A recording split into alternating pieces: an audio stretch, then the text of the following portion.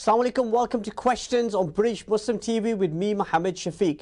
We're broadcasting on Sky Channel 752 and across social media at British Muslim TV. For those of us joining us on Facebook, Twitter and YouTube, a very particular warm welcome to you. Wherever you are joining us, actually a welcome to you as well. We want to hear from you. You can call us on 01924 231 083 or message us on British Muslim TV on Twitter and Facebook. Now, last week, the white supremacist Brenton Tarrant, who carried out a terrorist attack on 2 mosques in New Zealand, in which 51 people were killed, including a 3-year-old baby, was given a lifetime sentence without parole. His warped ideology contributed to his evil crime. The survivors and families of the victims read their witness statements in court. And the thing that stood out for me was their compassion and their composure and commitment to not be defined by their loss or this evil. Their bravery and the solidarity of the people of New Zealand has been a powerful response to such evil. The terrorists will not divide us, and they will never win. Then last week I told you about the US presidential election, which is happening on November the 3rd, in which current President Donald Trump is up against former US President Joe Biden in what is billed as the most important election in the history of the United States. Don't they say that every year? We look at a key demographic of voters who could make a difference, who wins. Now, how does the election actually work? The US presidential voting system is based on an electoral college, which has 538 votes. You need a majority of those to be declared the winner. The candidate who gets to 270 college votes wins the election, regardless of what the popular vote is. Remember, in 2016, Hillary Clinton won the popular vote by more than 3 million votes, but lost out to Donald Trump as he got to 270 electoral college votes, with wins in Michigan, Pennsylvania, Wisconsin and Florida. Tonight's programme, we focus on the US election and the impact on American Muslims on the result. Shortly, I'll be speaking to one of America's most prominent voices about how life is like for American Muslims. In the second part of the programme, I'll be speaking to the Director of Centre for Media Monitoring, Rizwana Hamid, as the centre releases a special report on how the British media report terrorism.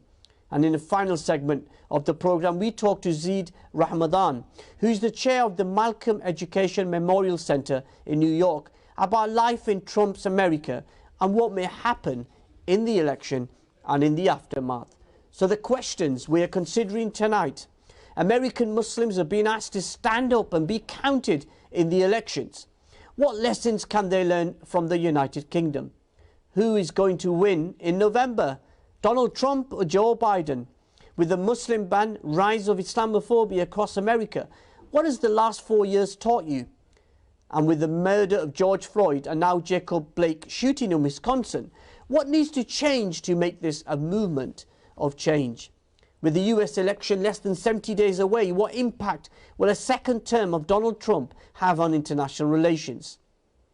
How do the media report on terrorism?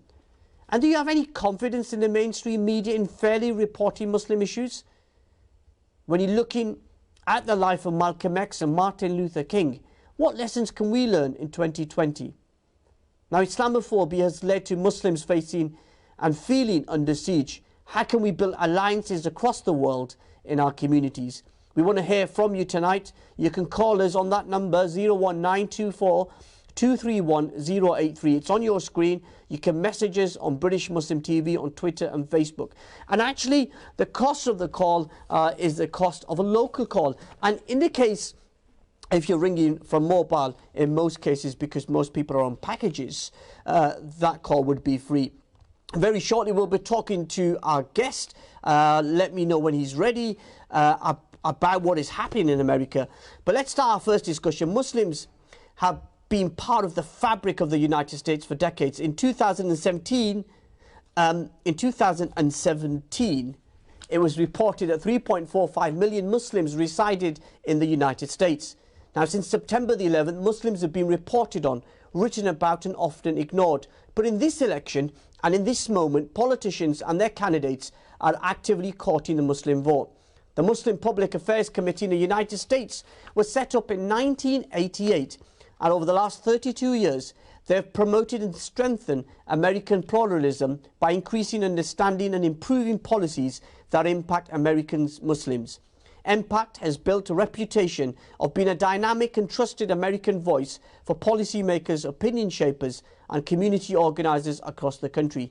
Its president and founder is Salman Al Marayati, who has been nationally recognised for his commitment to improving the public understanding of Islam and policies impacting on American Muslims. I'm really pleased to say he's joining us this evening live on British Muslim TV. Salam, a very warm welcome to British Muslim TV. Thank you, Mohammed. Good to be with you. Good to see you again. Yeah, it's good to see you. It's been a long time, I think 14 years since I was in the United States doing a documentary. That's correct. So tell us a bit about yourself, your childhood and where you grew up.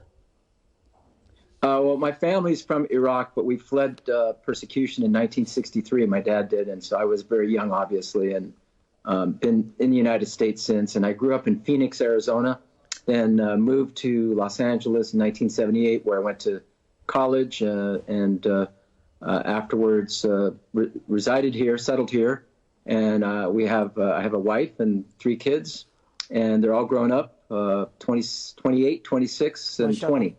Yeah. And so what interested you in the sort of late 80s in setting up MPACT? Well, you know how it is with most immigrant families. Your choice of career is either doctor or engineer. And so yeah. I was given the privilege of both. And I decided to be an engineer. But after I started working, I became more active in the Muslim community as a volunteer, to the point that I told my mentor, my supervisor at the mosque, I said, it's time to make a shift. So I changed careers in 1986. So it's been 34 years when I made the shift from engineering to being a community activist. Yeah. And what were you trying to achieve when you set up MPACT? Well, I think the main issue that we always complain about is that people don't know who we are. We're always talked about by what we're not. We're not terrorists. We're not radicals. We're not anti-woman. We're not anti-Jew or anti-Christian. And that's like Richard Nixon saying, I'm not a crook. You just think about him as a crook. So we need to go beyond that and start telling our story. And we established the Hollywood Bureau to do exactly that on public opinion. And we have a government relations office in Washington, D.C. that engages the federal government on policy issues that involve Muslims. But our main objective is to engage mainstream America, the other Americans outside of our community, and not just to talk to ourselves, but to make Islam known for the larger society, so that it makes a better, so people have a better understanding and they can make better decisions about policies that involve Islam and Muslims. Yeah, because 1988 was the sort of end of Ronald Reagan presidency, and the George Herbert Walker Bush, the elder Bush, was fighting a presidential campaign in 1988, which he won in a landslide. And so life was different for American Muslims in the 80s. We were invisible. Nobody really saw us and saw us for who we were either.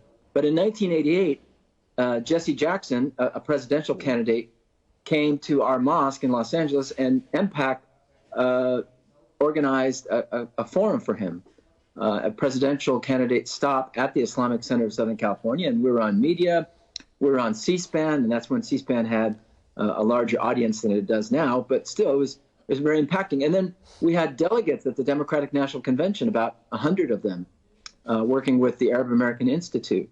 So it was a very exciting time for us in 1988. Fast forward to 2020, we had delegates. We have a Muslim superdelegate in A.J. Durrani with the Democratic National Committee. We had presidential candidate Bernie Sanders visit our mosque.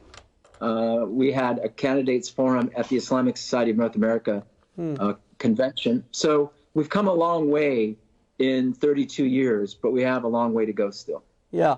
And was September the 11th a moment life change for American Muslims? Because often as activists... You know, to be honest, to be honest, Mohammed, I was on my way to the White House on September 11th, 2001 with my supervisor. And we were there to talk with the White House about appointing Muslims in that administration. And then obviously everything crumbled after that, and it was like starting all over again. In fact, starting from a worse situation than even starting all over. So it's been a very difficult road and a challenging one for all of us. And we're still making headway and making incremental changes that are significant. They're incremental at the end of the day, but the fact that you had Joe Biden this year speak to American Muslims nationwide, I think that was a very significant step. Yeah, because actually if you look at sort of British Muslims, they would argue that September the 11th was the moment when the world looked at Muslims in a different context, in a different microscope. Did American Muslims feel the same? Oh, yes, of course. I mean, we were looked through the lens of suspicion. And we were always trying to shed that from that perception. But we also had great opportunity, and it reminds me of the Quranic verse, "Inna ma'al usri yusra, inna ma'al usri yusra." With each calamity comes ease, or with each challenge comes opportunity. So there were many opportunities, and I believe now there are more Muslims are known for who they are by more Americans, and definitely by more people in the UK and throughout Europe than before. And there's more sympathy towards the Muslim community, more willingness to understand who we are and defending our rights. So we are in a very instrumental position here in the United States. We're only 1% of the population. 3.45 million is 1% of 350 million. So we are not a significant in numbers, but we're significant in terms of our issues and how people look to us to explain situations worldwide as well as here in the West.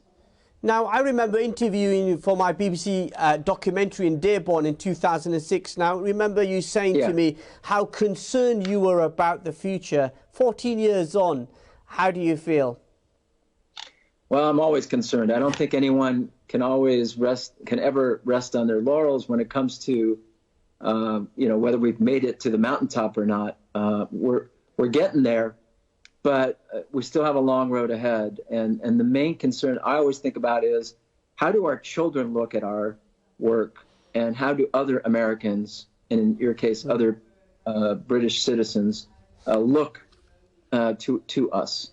Is there still that misunderstanding? And even though we have the rise of xenophobia in America, which we can talk about more in our discussion, in the past, there was never a response to it. There was never a response to anti-Muslim animus. Now you have responses to it. Even in the case of the Muslim ban, that was upheld, unfortunately, by the U.S. Supreme Court, but a U.S. Supreme Court justice defended Muslims and declared that the president was demonstrating anti-Muslim animus. We never thought that we would get a Supreme Court justice speaking for Muslims. We never thought that we had a former vice president speaking to Muslims. We never thought that we'd have Muslims in government. Now, when I started in 1988, you could count maybe 3 Muslims working on Capitol Hill. Now there are hundreds. So we are making progress, and we're reaching that threshold now that I believe that we can tell our own story instead of having others control our narrative. Now, Donald Trump's been in office for nearly 4 years. What do you make of his record in regards to American Muslims? Well, to be generous, it's zilch, but he has demonstrated the worst form of the presidency in any kind. Lack of intelligence, no wherewithal on any of the issues, always reacting by impulse, and yet it's amazing how much enthusiasm his voters have for him. I mean, when you think about 40% of the electorate is going to support Trump, hell or high water, no matter what. Because you can remember, I was just going to say, we were talking about this in the studio before we came on air, that, he said, didn't he, if he was on Fifth Avenue, he would shoot somebody and his base would still vote for him. Exactly. And it's not just him, it's this phenomenon that has developed, that it's okay for that kind of language to to take place or even acceptable. If any one of us said that, we'd be put in Guantanamo. So this double standard is becoming more blatant, unfortunately, that people are saying, yeah, there's a double standard, so what? And that is the problem with a lot of the policies related to law enforcement and counterterrorism. We know the troubles that we've had with counterterrorism policy, that if a white supremacist commits an act of terrorism, it's called, like this case of Kyle Rittenhouse in Kenosha, Wisconsin. He took a rifle, crossed state lines, shot at a civilian group for a political agenda. By definition, that's terrorism. But instead of declaring him a terrorist and investigating him a terrorist, then instead $250,000 has come from evangelicals to support him. And people are talking about him as a hero and defending him. Yet the president comes out and says the protesters are involved in terrorism. So the whole thing has gone backwards in terms of policymaking and this, what we call the common yardstick, the single yardstick of justice. There is no justice right now, unfortunately. Yeah, and despite his record, Salam, his campaign is reaching out to American Muslims. How do you respond to that outreach as American Muslims? You know, I mean, on the one hand, I would never respond to it, but I can understand there are Muslim Republicans, and we may need Muslim Republicans to stay where they're at. It's probably better that they engage. I mean, you look at the Jewish community, the Mormon community, the Catholic community, you look at all the communities, they're never on one side of the issue. You have the majority of people on one side, and there's a handful that stays on the other side. So I think from just a purely tactical standpoint, there should be Muslims that engage him. And you never know. I mean, Moses was supposed to go to Pharaoh and talk to him and say, you know, to end the oppression. And God told Moses that when he speaks to the Pharaoh, to speak with him with a soft tone. Speak to him qawlan layyinan, in a mild-mannered way. In other words, don't shout at him, but speak to him and try to, so that he may think about what he's doing. So I think there are people that should engage this president, and for the sake of fulfilling God's commandment, that we go and engage everybody. And as the Quran says also, you never know, you repel evil with good, and the one with whom there's enmity becomes as if here's your closest and warmest friend. Remember, Umar radiallahu anh was on his way to kill the Prophet before he converted, not just to be a Muslim, but to be a friend of the Prophet or to be neutralized. So there are always these instances. You never know where it's going to happen, and we should do everything from resistance to engagement to deal with these issues. Now, Impact, if I'm right in saying, for our viewers' sake, you're non-party political, you're not endorsing a political party, you work across the political Correct. divide, you work across the political aisle. How are you organising Muslims to register and to vote in this election? We're just telling them you've got to make the Muslim vote count this time. It doesn't matter who you vote for. We're not telling them who to vote for. I think it's obvious where most Muslims are going to vote and who they're going to vote for. So there's no need for an endorsement. There's that need to tell people we have to get 1 million votes out this time around. 1 million Muslim votes. So we're part of the Million Muslim Vote campaign with Engage, another really good Muslim organization that's working on electoral politics. So we're partnering with them. We're getting the votes out, and we're focusing on swing states, not just swing states for the presidency, but swing states for the Senate. The reason why the Senate is important is because the Senate confirms all presidential appointees. So if we have a Senate that is representing us, then we'll be more assured that the judges and those heading all the agencies of the federal government will have to answer to us through the U.S. Senate. And it's a national campaign that Impact is running. How are Muslims responding to your outreach? Very well. I think we're getting a lot of positive responses. The candidate forums are on their way. I think after Labor Day, between Labor Day, which is this weekend, and November 3rd, that's all we're going to be doing. It's phone calls, texting, WhatsApp messages, shows like this to demand that we get out there and be counted.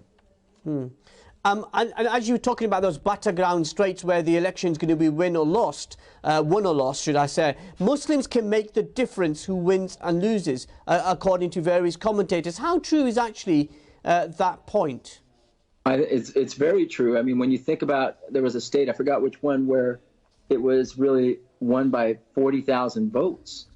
We have more than 40,000 Muslims in those states. So even though we're 1%, that in these battleground states, we are the swing vote. So to position yourself as the swing vote and to optimize the voter turnout, that will make us a group to reckon with by these politicians. And we know how politicians are. I mean, they just speak according to what they, which way public opinion is going and who's paying them.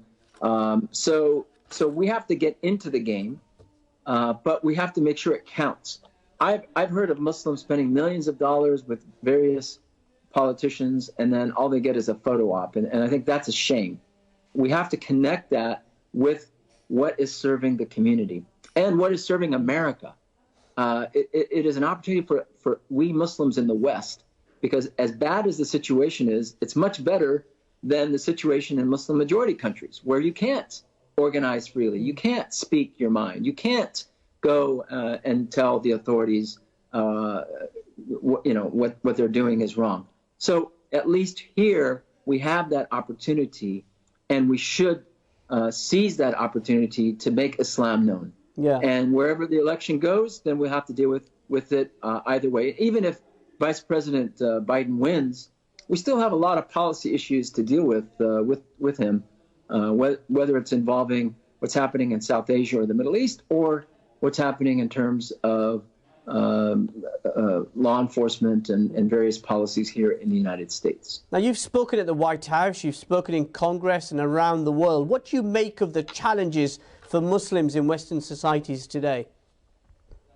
Well, I think the major challenge right now for American Muslims is to pass the baton to the next generation and make them understand that being an American and being Muslim are not mutually exclusive. We don't need Muslim ghettos in the West. We need to be a part of the larger society. And I understand that, when it comes to critical race theory, we can't dilute our identity. I understand it and I get it. When I say integrate into the larger society, it means make Islam crystal clear so its light can radiate to the rest of society. That's what the Quran says, that our job is to change the situation for people from darkness to light. And Islam is that light for us. So how do we make Islam more known to the society, even if it's very incremental?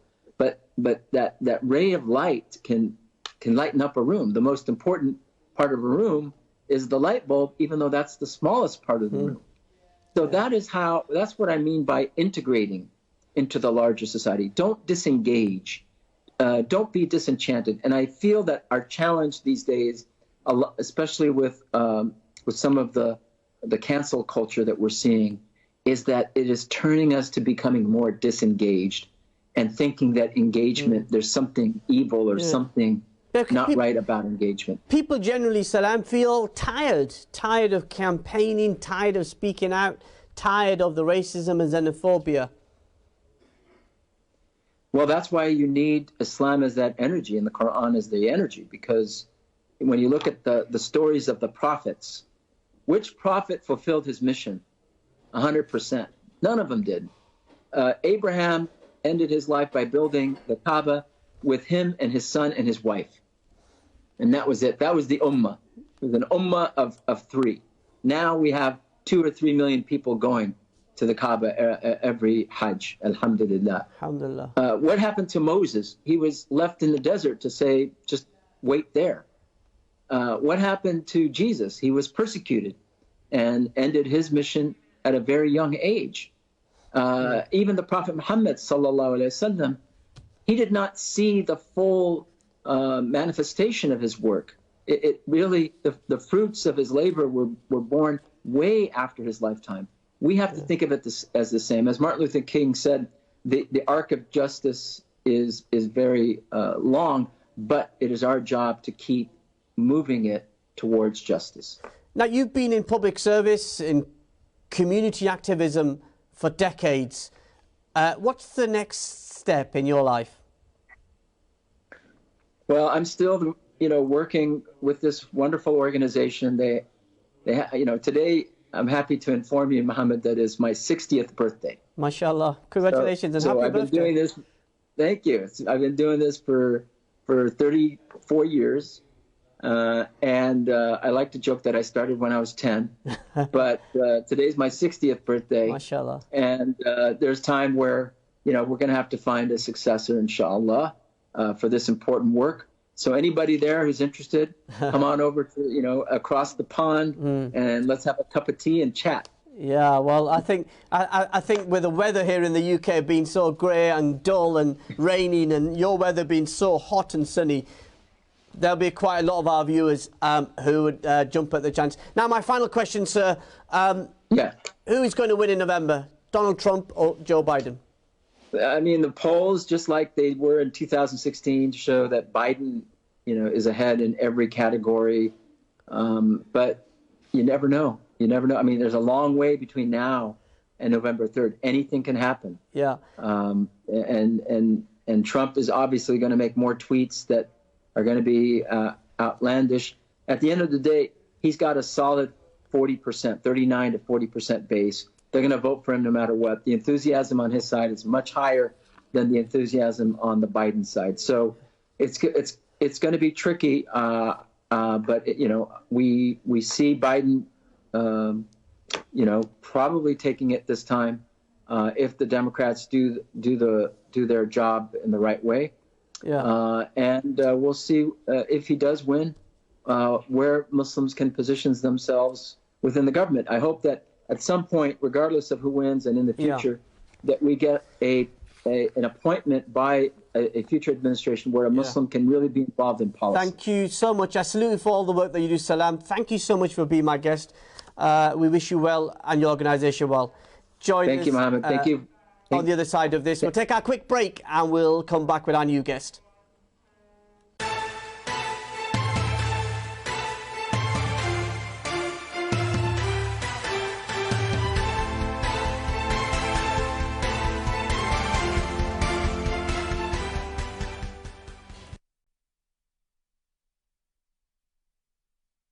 This Azan is sponsored by singlemuslim.com.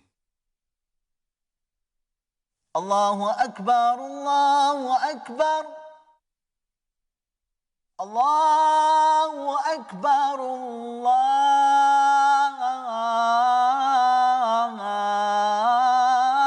Akbar. Ashhadu an la ilaha illallah.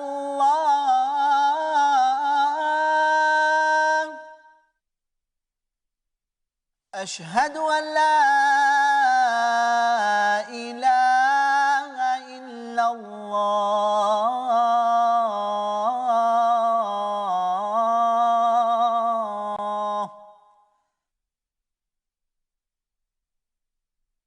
أشهد أن محمدًا رسول الله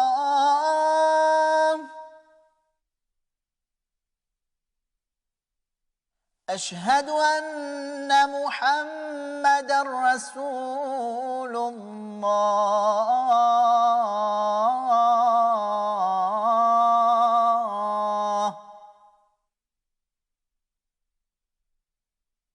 حي على الصلاة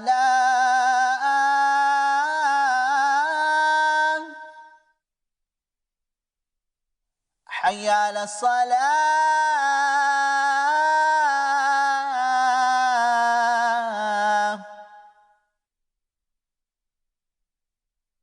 حي على الفلاح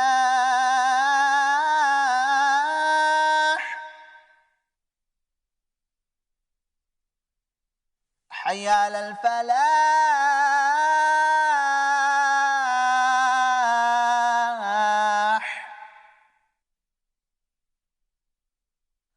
الله أكبر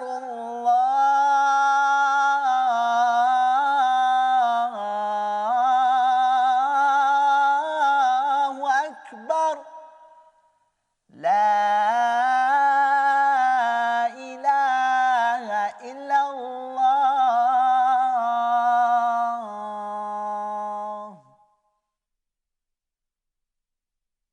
اللهم رب هذه الدعوة التامة والصلاة القائمة آت سيدنا محمدا الوسيلة والفضيلة والدرجة الرفيعة وبعثه مقاما محمودا الذي وأته وارزقنا شفاعته يوم القيامة إنك لا تخلف الميعاد. O Allah, owner of this perfect call and owner of this prayer to be performed, bestow upon Muhammad al-Wasila and al-Fadila and send upon him a raised platform which you have promised him. Verily, you never fail in your promise. This Azan was sponsored by singlemuslim.com.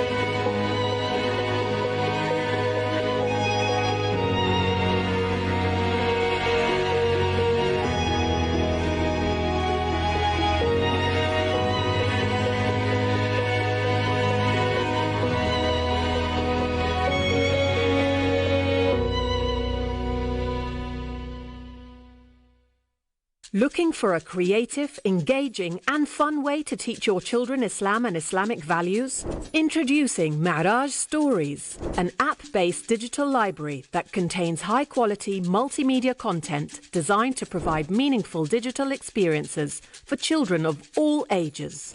With Mi'raj Stories, children can access Islamic-themed animated stories, mini-games, audiobooks, puzzles and more. All available through monthly and annual subscription packages, so you can choose the plan best suited to your needs. Download now. The Prophet's mother, the Prophet's grandfather, all saw greatness in the Prophet ﷺ. Quranic notion of giving and spending in charity is in both contexts. Because when you give, you receive. To see the stars, the sun and the moon prostrating to you is indicating a bright future.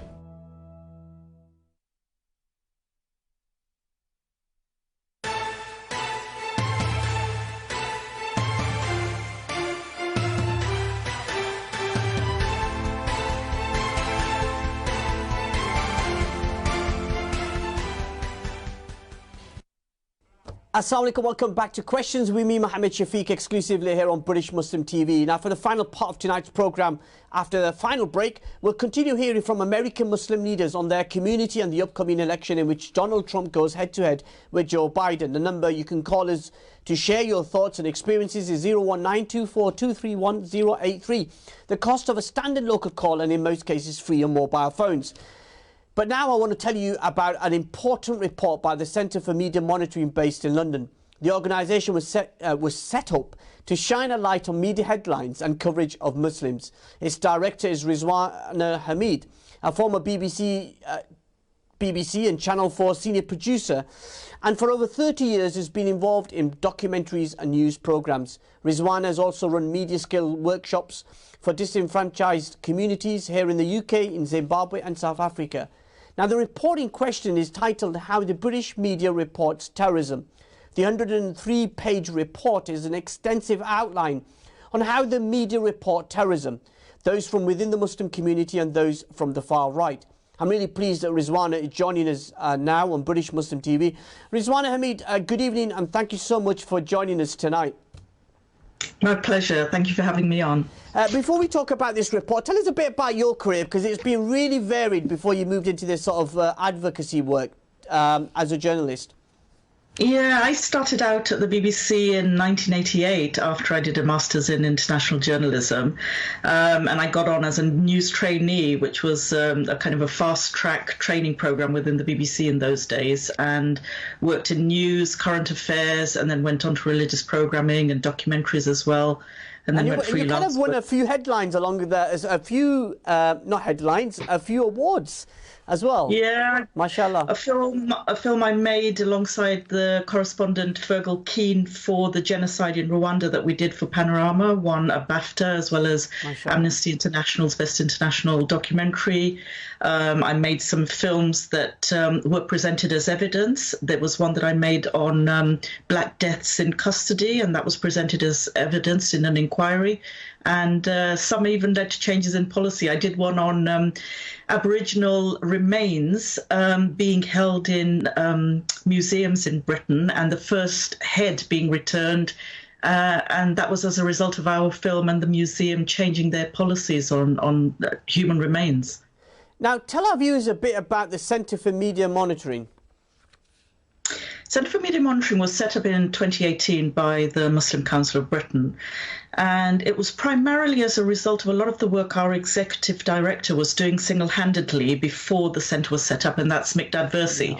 And he was literally, monitoring the media by himself and started noticing a lot of inaccuracies as well as misleading headlines or generalizations being made about Muslims.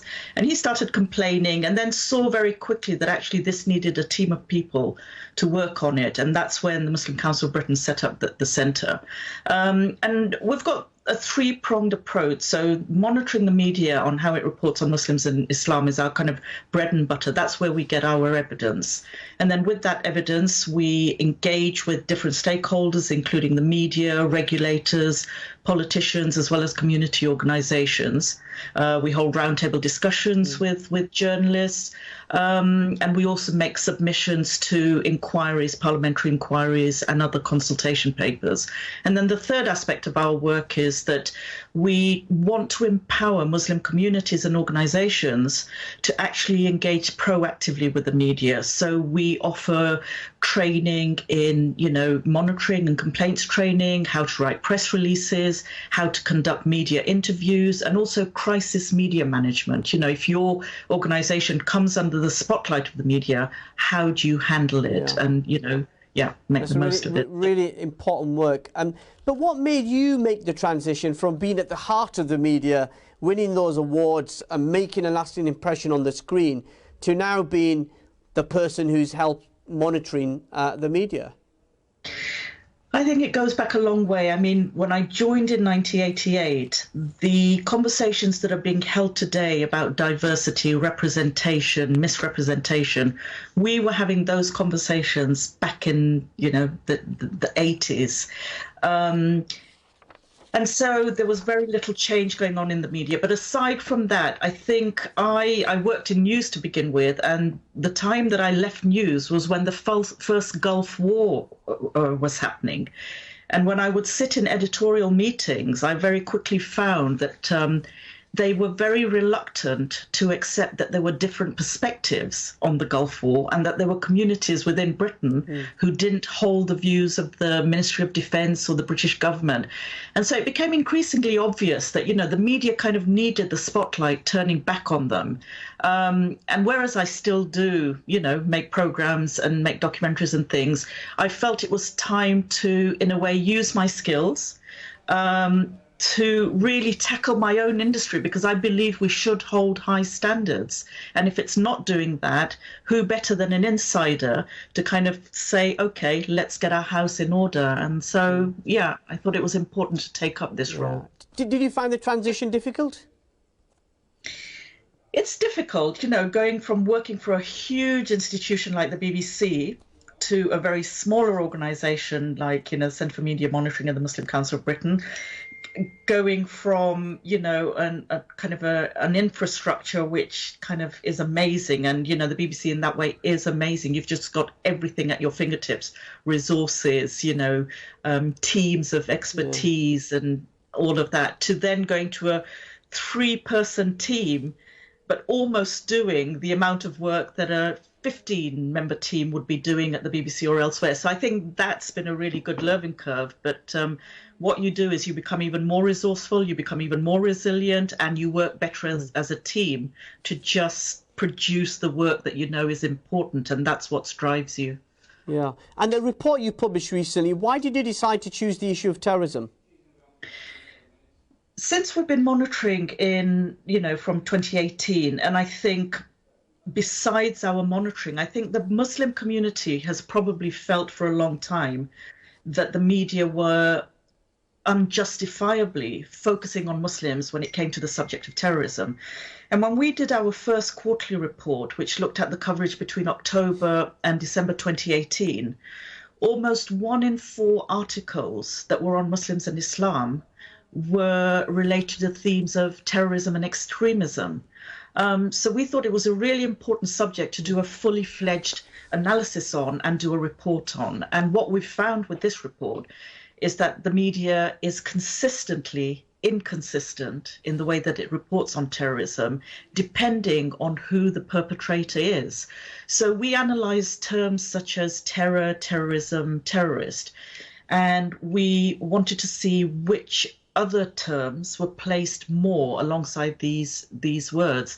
And over 52% of the words terror, terror, terrorism appeared alongside Muslims and Islam, whereas the figure for those words appearing alongside far-right neo-Nazi or white supremacist terrorist attacks was only 6%. Yeah. So that meant that, you know, 9 times more frequently those terms were being used for so-called Muslim terror attacks. Yeah. Is it possible we could just take a quick call? Hussein is in the Midlands. Assalamu alaikum, Hussein. Assalamu alaikum to both of you. Can I ask a question? Sure. As a Muslim, it's kind of like been announced today. The BBC has reversed its decision not to have Rule Britannia and Land of Hope and Glory sung at the last night of the proms. What do you make of that? Okay, really good question. And thank you, Hussein, there from the Midlands. As a former veteran of the BBC, what do you think, Rizwana? I mean, I think it's a good move. You know, I think Britain's at a pivotal point in its history in terms of race relations, in terms of so-called multiculturalism, in terms of diversity. And there've been kind of watermark events that have taken place. The Stephen Lawrence, you know, case was a watershed moment. The George Floyd death was another watershed moment. And I think there's lots of things that bring the whole problem of racism within, British society and worldwide into focus. And so I think it's good that people are beginning to recognize that actually you've got to look more closely at what you as a British society are representing when the makeup of your society is no longer completely white, and you don't really rule the waves either. No, they don't rule the waves. So it's a kind of a throwback to their colonial imperial days, and that's long gone. And so the whole, pulling down of statues, getting rid of Rule Britannia is actually, I think, Britain catching up with itself. I think it's far overdue. And so I think it's a good move. And, it's beginning to kind of increase the dialogue and debate around these issues. I hope that answers your question, Hussein, there from the Midlands. If you want to share your thoughts, or you've got a question for our special guest, Rizwana Hamid, number is on the screen now, 01924231083. Now, you're suggesting that there's a difference in the way the media is reporting Muslim-related terrorism and that of the far right. How do you source your evidence? I mean, we analysed over 230,000 online news articles over a 5-year period. We looked at 31 online news media outlets, and we've looked at 16 terror attacks that have occurred worldwide, stretching from America through to Europe, Britain, and New Zealand, Christchurch, which was the most recent one. And then we've done case studies as well. So if I gave an example, earlier on this year, there was an attack in Hanau, Germany, in which a far-right white supremacist killed 9 migrants, most of whom were Muslims. In the same month, there was the Streatham attack, and a couple of months before that, there was the London Bridge attack here in London. So what we looked at were the first 12 hours of coverage in the print media. And when we looked at the headlines for the Hanau attack, even though German politicians had called it a terror attack, the counter-terrorism police were investigating the attack, there were 0 headlines which mentioned the terms terror, terrorism, or terrorist. Whereas when it came to Streatham, in the first 12 hours, there were 106 mentions in the headlines, and for London Bridge, there were 201 mentions. So that's just one example that, which shows the disparities. We've got many case studies. There's also the Pittsburgh attack, which wasn't directed towards Muslims, but it was the synagogue, the Tree of Life synagogue, which was attacked. And it was by a white supremacist who had an ideology because he said all Jews must die. And we compared that attack to a very similar attack in Melbourne, Australia. And again, when it came to Pittsburgh, within the kind of 16 hours of coverage, I think it was like only 4 out of the 43 articles mentioned the word terrorism, whereas Melbourne, 14 out of 14 mentioned those words. So it's very clear to see that terrorism has become synonymous with Muslims and Islam as far as the media is concerned. Now, the media would argue that the terrorists claim they're doing it in the name of Islam, hence why they refer to the term Islam. What would you say in reaction to that? We're not saying that don't cover terrorist attacks. We're saying that establish the facts, adopt definitions of what you call terrorism and then apply them consistently. And even those attacks that are carried out by so-called Muslims, what we're telling the media is that there have been hundreds of Muslim scholars who have come out and said that these terrorists do not represent Islam. That the religion of Islam doesn't condone this. Yeah, so it's a really important point. Sorry to interrupt you there, Rizwan. We've just got a few more calls waiting, and I hope my colleagues in the control room want me to take them. So let's go to the first line. Assalamu alaikum, you're live on British Muslim TV. Wa alaikum salam. It's Hussein again. Sorry to repeat my question again, but the answer, I don't think you understand. The decision was that they were only going to play the instrumental version of Rule Britannia. But today, the decision is they are actually going to sing the lyrics at last night of the proms. Okay. So I'd like your basically views regarding that they are going to actually sing the lyrics that many people around the world find offensive. Okay, thank you very much. Sorry, I mistook. I thought you were asking, whether it should be taken off. No, I mean, I think my answer is still valid in the sense that I think, it should be taken off. It shouldn't be sung. And the BBC is a public service broadcaster that has to be representative and reflect its audiences. And, there are many audiences within the British public that, do not come from this colonial past and find that anthem, disrespectful and colonialist. Yeah, and that's a really important point. This is not about the national anthem. This is about Rule Britannia. So it's slightly different. So we've got about 10 minutes. Let's take one more call, and then I really want to focus on you, Rizwana, and this report. Let's go to line number 2. Who's there? Assalamu alaikum. Walaikum. Hi, I'm calling from London. Just wanted to further touch on what's been just mentioned. A great topic. I'm glad for your first caller with the question. But, just to add on to what's been said, I mean, you say rule Britannia and all that. If you look at the word, it says they rule the waves and they'll never be slaves, all these funny words. But that's because they've done all the enslaving, you see. So I don't really want to hear any of this. You don't want to hear it. Thank you very much. Thank you for your call. I really think we're going on a different path that we wanted to get on about this programme. But so you would actually agree, Rizwana, that the threat from terrorism, whether it comes from the margins of the Muslim community or from the far right, there is a real threat from terrorism in this country? There is. I mean, if you look, but, again, if I can give you some statistics, Sure.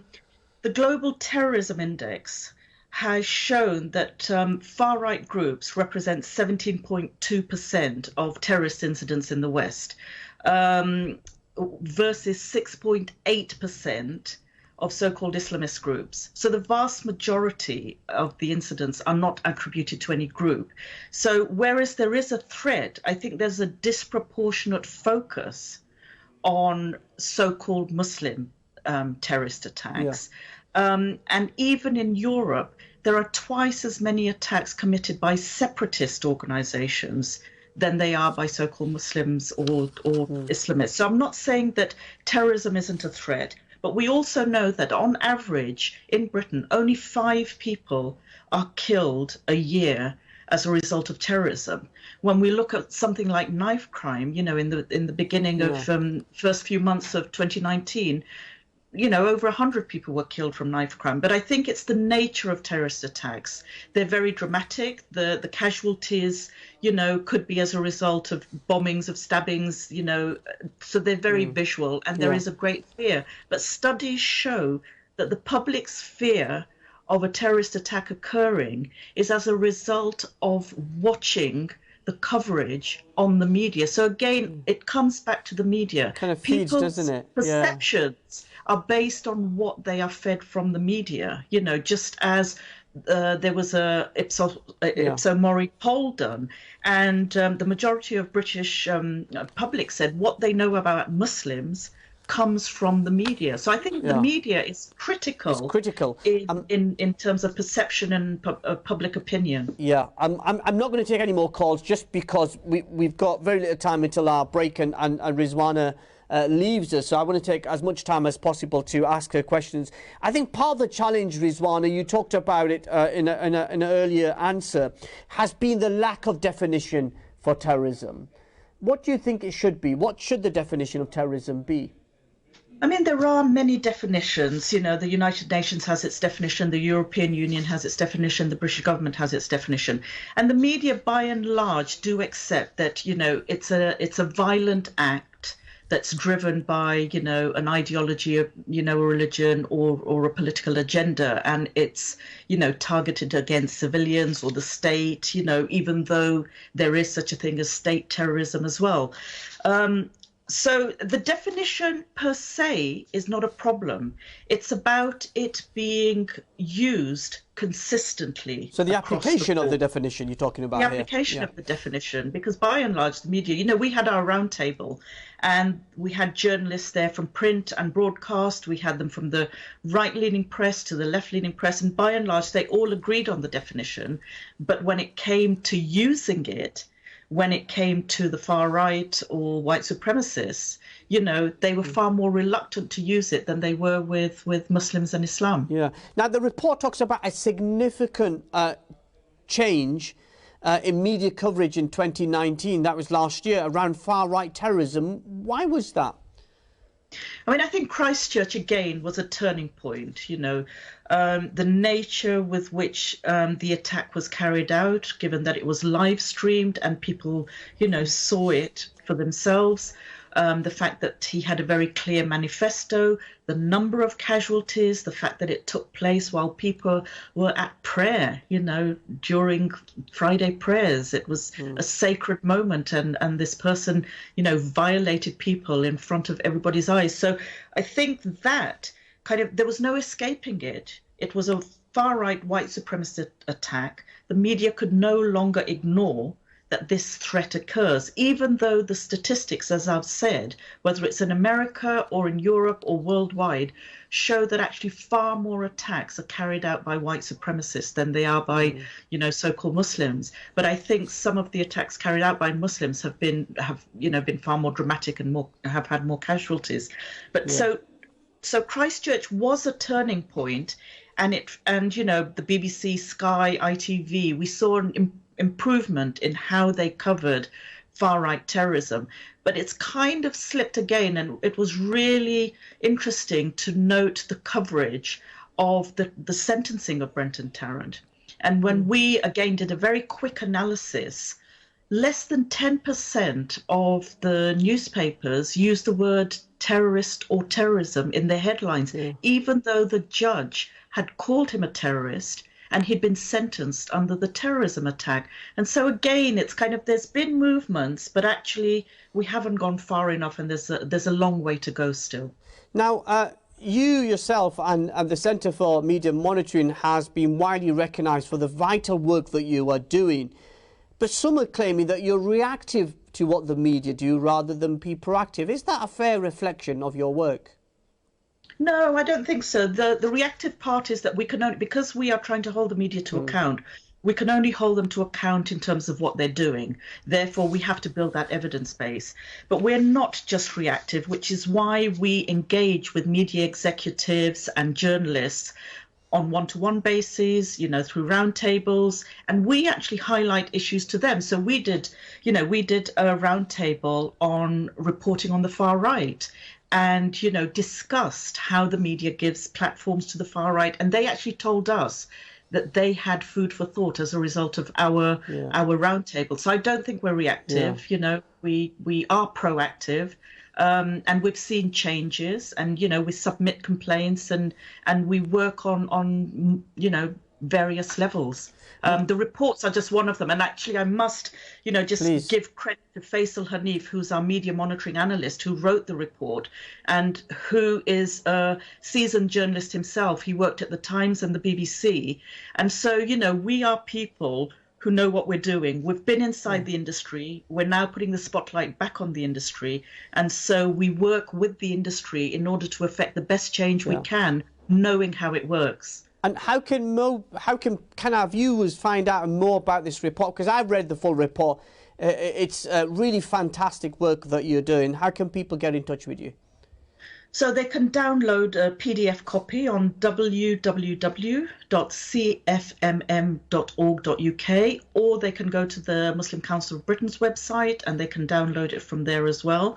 We will be launching it publicly and having a panel discussion around it, and we'll post when that's happening as well. It's on the 29th of September. So there's going to be more discussions around this with journalists, with the community organisations as well. Well, there's, can I just say, there's one other thing that your audiences can get involved in. We've got a Meet the Media event on the 1st of October where we're bringing together editors from both print and broadcast media and introducing them to community organisations and individuals. And it's as much for them to explain to Muslim communities what the editorial decision-making processes are, as well as the community to hold them to account and to network as well. So you can find that information on our website as well. Well, thank you so much. It's been an absolute honour, if I may say so, to talk to you, Rizwana Hamid. Thank you so much for all that you are doing, and we wish you and your organisation well for the future. Thank you. Thank you. That was Rizwana Hamid. Now, what we'll do after the break, we'll finish off our focus this week on the US election between Donald Trump and Joe Biden.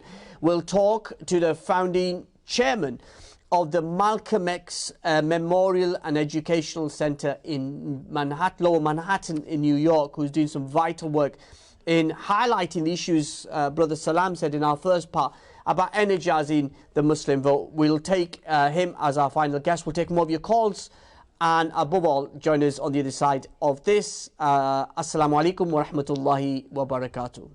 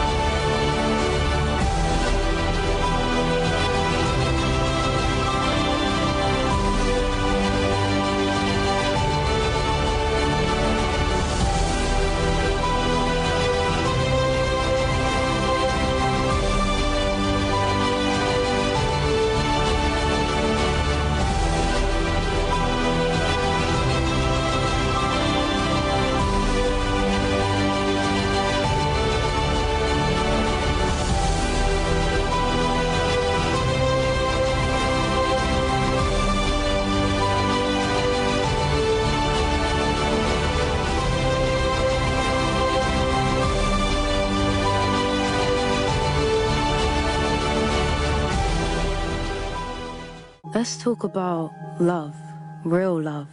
Not love that you swipe for, but love that you fight for, that Khadija Mohammed love.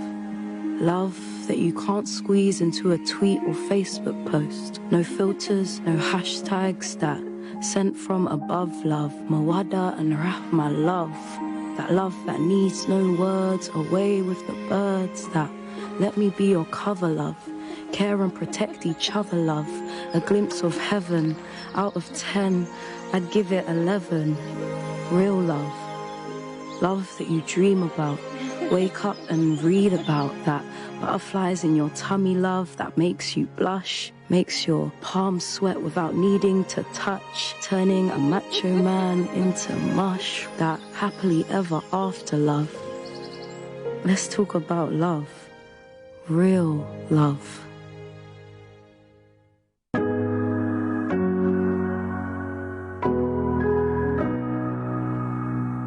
You can embrace Islam without ever worrying about substantially changing your culture. The more knowledge a child can gain about the world around them, the better for them, I think. I think it may be possible to love your enemy. It's not easy, but it's possible.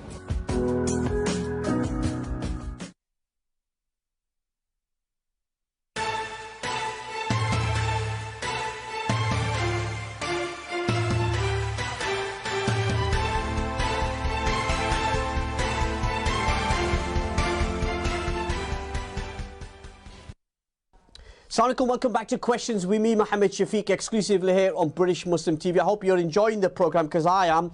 And what often happens in our programme, we get fantastic guests and we usually run out of time. Now, for the final part of today's programme, We want to hear from you about the shocking news in the United States of the Jacob Blake shooting. This is the man in Wisconsin who was shot by a police officer 7 times in the back while his children were in the vehicle. It follows on from the George Floyd murder and the wider Black Lives Matter movement and how events are having an impact on the US presidential election. Now, we want to take your calls on 01924 231 083. As I said at the beginning of the show, the cost of a local call in most cases on mobile phones, it's free. Now, Zaed Ramadan is a leading figure in New York's Muslim community, as well as being president of the board of CAIR, the Council for American and Islamic Relations. He's also trustee at the Hudson Valley Islamic Community Center and their representative to various interfaith organisations across the city. Now, Malcolm X was assassinated on February the 21st in 1965 at the Audubon Ballroom, located in Upper Manhattan in New York. The venue was closed down and owned by local authorities. Now, in the 90s, it's a really interesting point, in the 90s, community activism allowed part of the centre to be recreated as a home for the continuation of Malcolm X and Dr. Betty Shabazz's work and legacy. I'm really pleased that Zaed Ramadan is joining us live from New York. Assalamu alaikum, and thank you so much for being my guest this evening. Alaikum assalam, and thank you for having me. Before we talk about current issues, tell us a bit about yourself and your life, your American life, where it started and what your life was like. Well, I'm a Kuwaiti-born Palestinian immigrant. I came to the U.S. in 1971 at the age of 5, so I've been in New York for almost 50 years. And my parents were illiterate refugees, but we had the opportunity, they had the opportunity to educate their children. And I decided to, focus on political science as my studies, and eventually it led to giving back to my community. And thankfully, I've become sort of a leader. I became the president of my community board, representing 250,000 people on the island of Manhattan. And I went on to be the first chair of the Malcolm X and Dr. Betty Shabazz Memorial when it was open to the public. And I was on economic development organizations in Harlem. And what I discovered was that I had a knack for communicating with the American audience because I'm American-minded. I'm an Arab, I'm a Palestinian, I'm a Muslim, but I'm American-minded, so I knew how they perceived things. And so what drove me to that was someone approached me in a mall once and said, that woman over there with the hijab is probably the mother of a terrorist.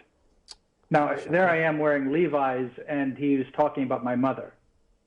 And so I recognized at that point that they saw me as being an American or one of them or not the other, and that they just pointed at the other ignorantly and said some really horrifying things. Yeah. Rather than rather than react angrily, I said she's probably just here. Actually, I know someone who knows that woman. She's actually just here shopping for her grandchildren for the holidays. Yeah. And they, I just wanted to change the perspective, and I thought that, and that's what I started pursuing. I started pursuing advocacy for Muslims in America and in New York especially. Yeah, we want to take some calls, so I hope you will let me. So let's go to the lines. Sure. Let's go to line 1, brother there. Assalamu alaikum, brother. You're live on British Muslim TV. Walaikum assalam, brother. Walaikum assalam. This is Yusuf from Birmingham. Yes, Yusuf. What's your question? My question is that what's happening in America is totally wrong with Black Lives Matter, and they should get some kind of support and help, some kind of apprenticeship schemes to help them recover all that and some compensation. And slightly, I want to say what's happening in Kashmir, similar, they should get help as well.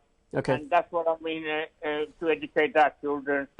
And one of the party with Lib Dems I'm saying is that all Muslims are equal with other people. That's what I want to say. Thank you. Okay. Well, thank you so much. Thank you so much. Thank you so much for your call there. But let's carry on that conversation. Now, people often think about New York being a multicultural, multi-ethnic, international city, very much like London, and very tolerant. Was that image, is that really true, living and growing up in New York?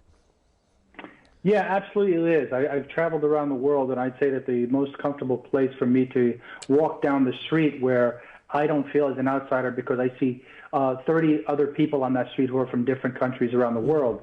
So yes, but I do want to address the brother's comment. I think it was very important. First, I want to say alaikum salam to him and to say that the Muslim community across the United States is very much in tune and supportive of the Black Lives Matter movement. They've coordinated rallies, peaceful rallies together to protest the treatment of our brothers and sisters from African descent, but also people of color, including us, all of us, whether you're Daisy or Arab or African, etc. And so I just wanted to make clear to him that we're not asleep at the wheel here, that we are working with our African American brothers and sisters to try to affect real change legislation, make sure that police are accountable for their actions just as any other occupation is, and that we're working with them to try to achieve more justice in this country. Yeah. So the Muslims in this country are working very hard. Well, thank you so much. And if you want to ask a question of our special guest from New York, 01924 231 083 is the number. You can get in touch with us on social media. There's lots of comments coming through on social media. I promise you we'll get through some of them very, very shortly. Now, let's talk about, not many people would know, dear brother Zaed, that Malcolm X was assassinated in New York. Yes, he actually was assassinated in a community currently called Washington Heights. It's in northern Harlem. And he was assassinated at the Audubon Ballroom.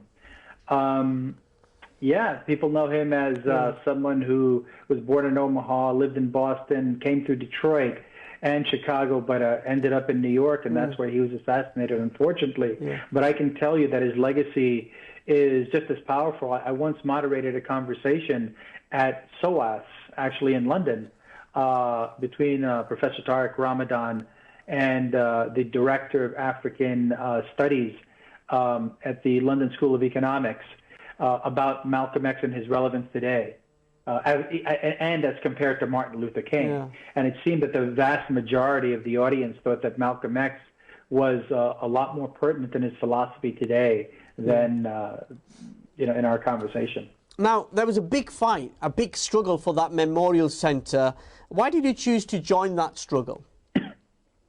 Well, I grew up in that community, actually, in the community where he was assassinated, and I always remembered this like sort of decrepit but beautifully ornate green building built by one of the leading architects in American history at the turn of the last century. But it was always boarded over and closed down, and I never understood why it had been that way. And it turns out that something politically profound happened there, an assassination of an American black leader. And the community did not allow the city to tear the building down, which it was slated to do. And the community rallied for many years. And when Columbia University purchased or retained the property, an agreement was made through the advocacy of community leaders and local elected officials demanding that a memorial be built there for Malcolm X, and eventually, after his wife died, Dr. Betty, at that site to remind people of the legacy of human rights and education that they had put forth. So these were two great, and this is the only institution in the country that represented a Muslim American, because Muhammad Ali had not died as of yet. And so the community worked really hard to ensure that Malcolm X's legacy had been retained. Yeah, we were talking earlier to Salman Al Marayati from the Muslim Public Affairs Committee. He said September 11th changed everything for American Muslims as well as British Muslims and Muslims maybe around the world. You chose to not only be an activist, you decided to stand for public office. Why did you make that decision to stand in an election? It was a very, very difficult decision. That was 2013 when I ran for office. I ran for office because I believe I was qualified, and I believe that I had served my community in an effective way. You know, from starting the largest arts umbrella organization with Lin-Manuel Miranda's father, the guy who did the Hamilton play. His father and I, who's a very big political player here, started one of the largest arts organizations that served the Latino community. where I grew up. And then I became the chair of the Malcolm X and Dr. Betty Shabazz Memorial. I was on economic development organizations to help that helped foster the revitalization of Harlem. So I thought I had the credentials as an advocate to help our community. But I knew that my name, I could not dodge my name. My name is Zaed Ramadan. And I represent, in anybody who's not a Muslim, they go, that's very identifiable as Muslim, and I wasn't trying to dodge that, and I wasn't trying to take on a nickname. And I realized I had to bring it on and take on all of the Islamophobic comments that would be made against me. And I put myself in a position to try to educate non-Muslims about what Islam truly represents, and I thought that my record could do that. Yeah, because people of colour are often disunited. And that made a difference to your campaign in the fact you didn't win the campaign. Do you think it was down to the fact that people of colour don't necessarily recognise or acknowledge your history, your struggle?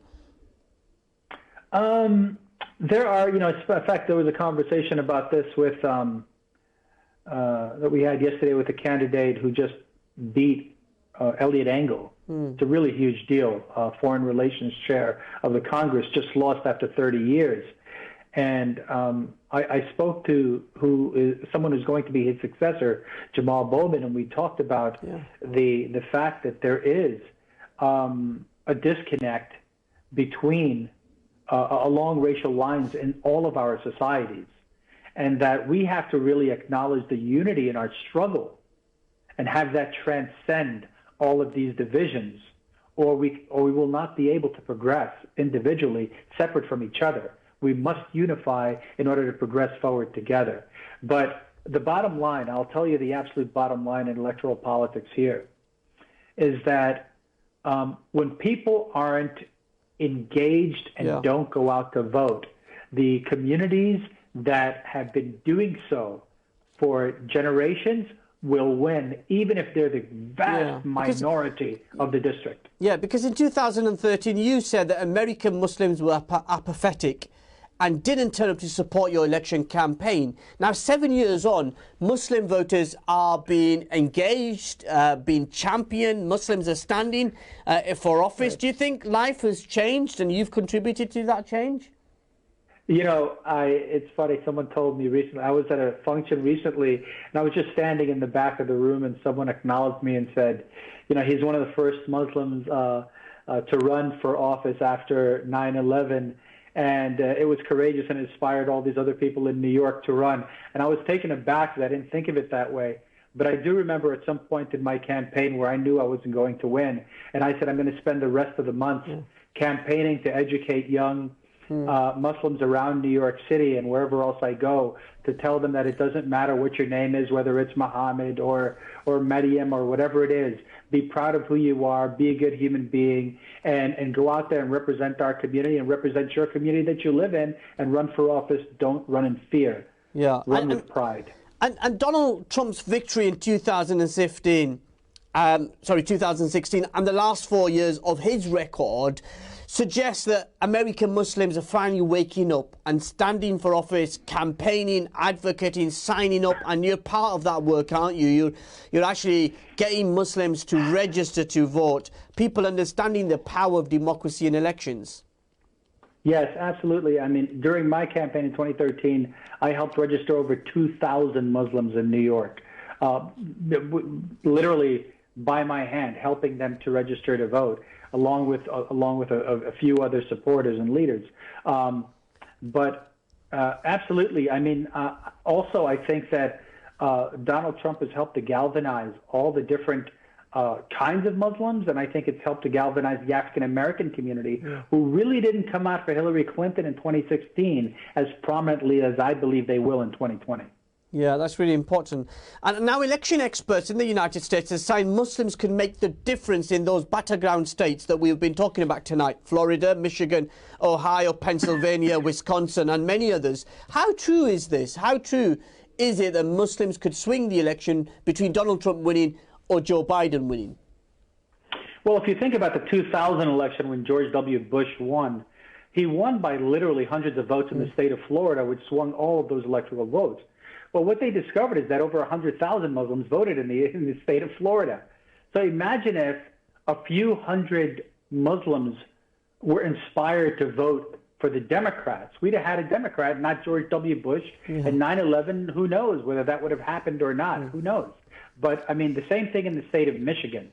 If people felt that Hillary Clinton and just 100 more people were inspired by her to come out to vote, they discovered in one state that 2 votes in a variety of different districts cost the Democrat Hillary the election. Yeah, and I mean, you talk about literally 2 votes per district. Yeah, you talk about. Sorry to interrupt you there, but you talk about Michigan.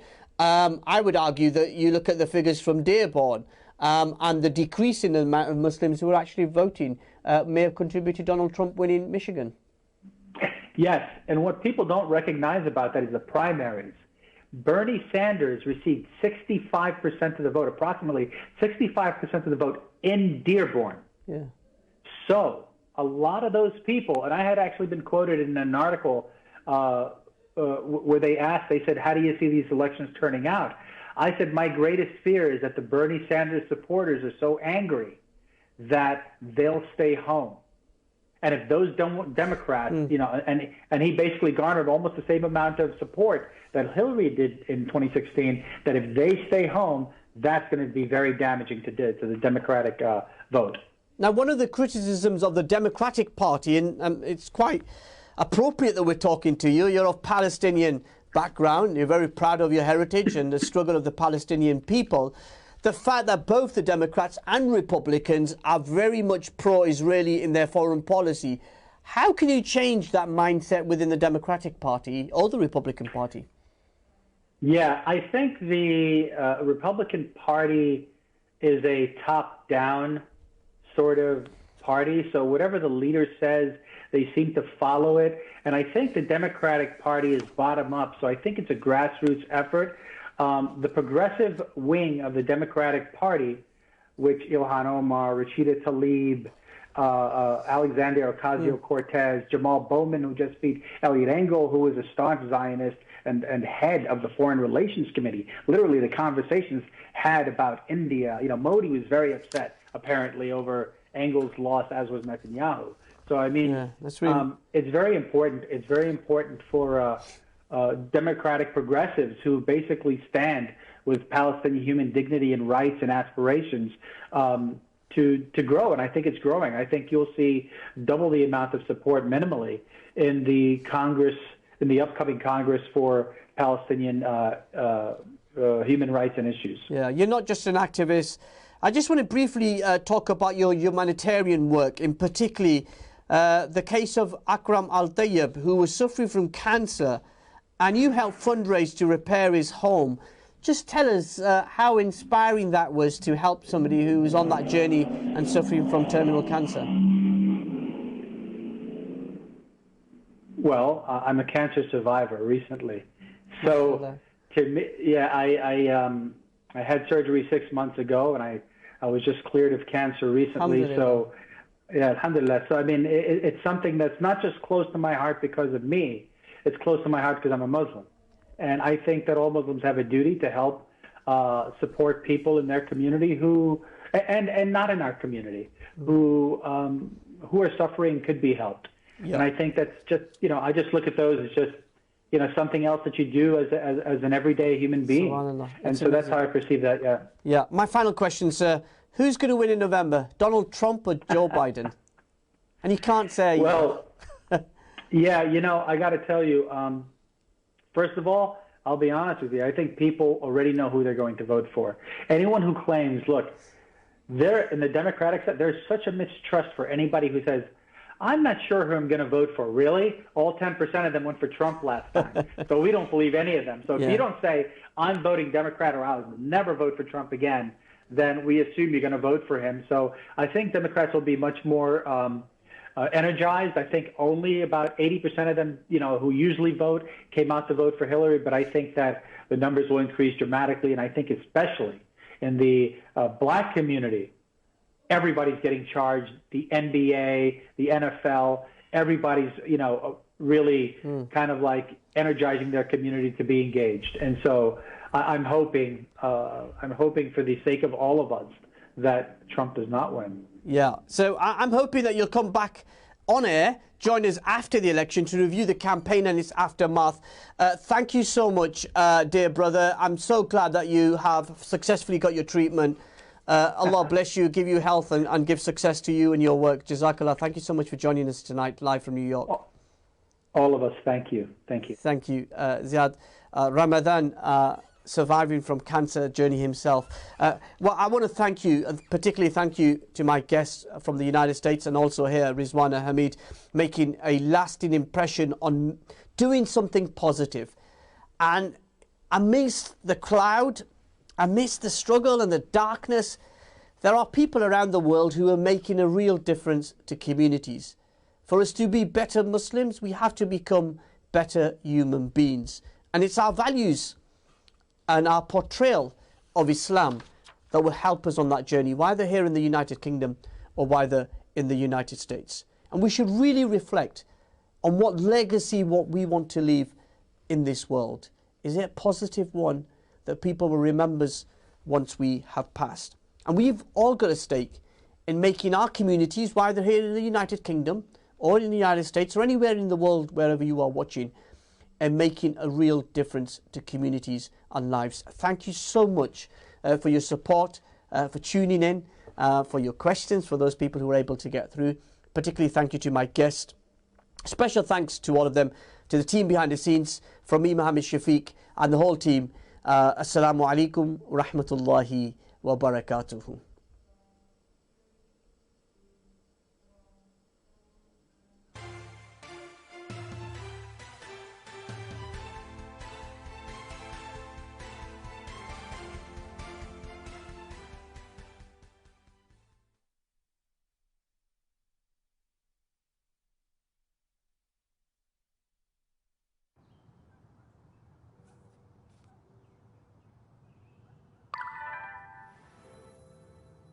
Zainab, look, it's me.